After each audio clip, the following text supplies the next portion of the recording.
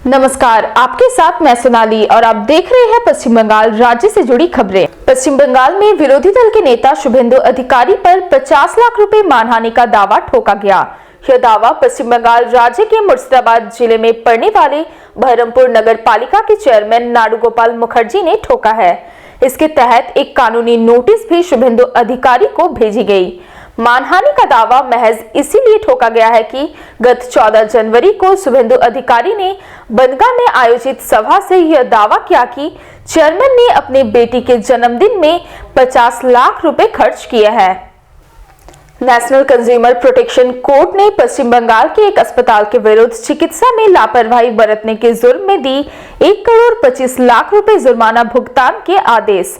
यह जुर्माना कोलकाता के कोठारी मेडिकल सेंटर प्रबंधन को भरनी पड़ेगी।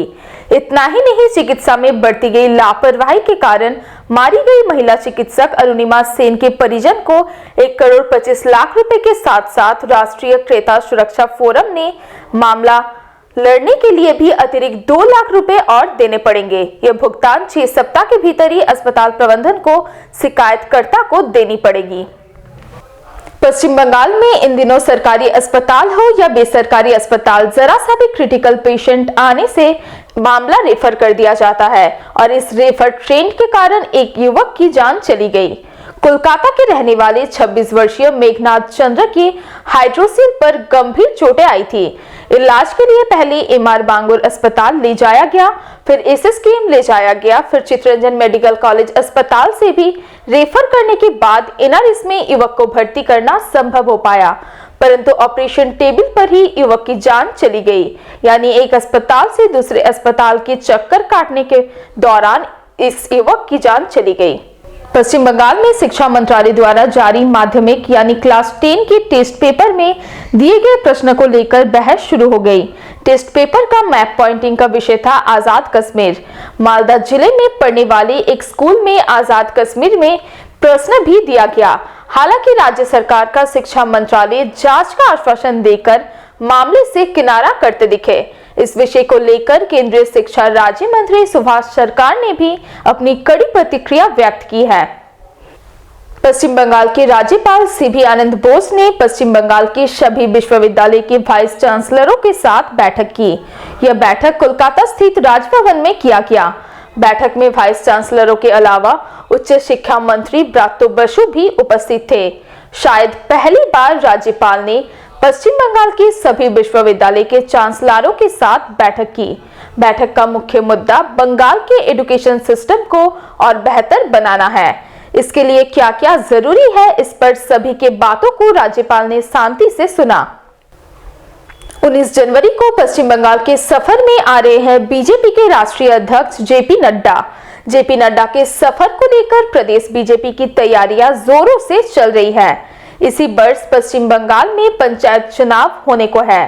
पंचायत चुनाव को लेकर राज्य की सत्तारूढ़ तृणमूल कांग्रेस पहले से ही अपनी रणनीति बनाना शुरू कर दी है। इसी के जवाब में पश्चिम बंगाल में बीजेपी की क्या रणनीति होगी, इसी को केंद्र कर बीजेपी के राष्ट्रीय अध्यक्ष जेपी नड्डा बंगाल के सफर में आ रहे हैं। 19 जनवरी को नदिया में एक आम सभा को संबोधित करने के पश्चात बीजेपी के बंगाल नेतृत्व के साथ एक अहम बैठक भी करेंगे।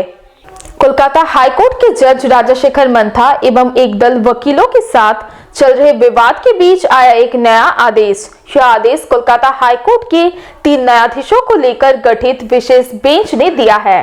जज राजाशेखर मंथा के विरुद्ध ना कोई पोस्टर, ना ही बैनर और ना कोई जुलूस निकाले जाएंगे। सभी पर प्रतिबंध लगाया गया है। मामले की अगली सुनवाई 2 फरवरी को होगी।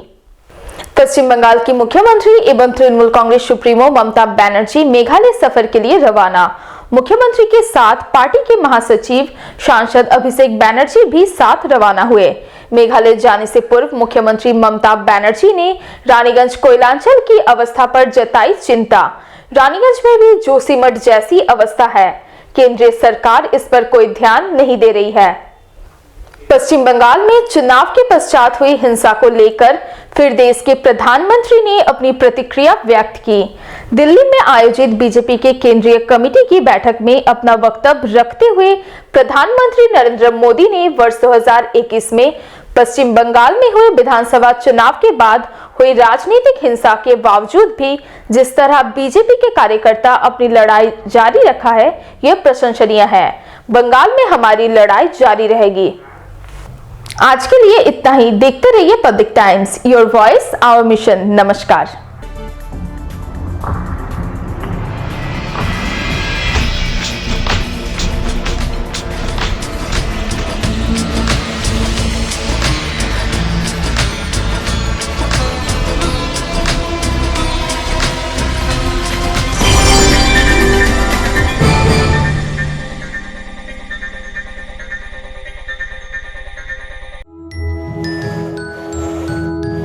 शिल्पांचल की हर छोटी बड़ी खबर कभी भी कहीं भी देखने के लिए हमारे पब्लिक टाइम्स न्यूज चैनल को YouTube पर करें सब्सक्राइब।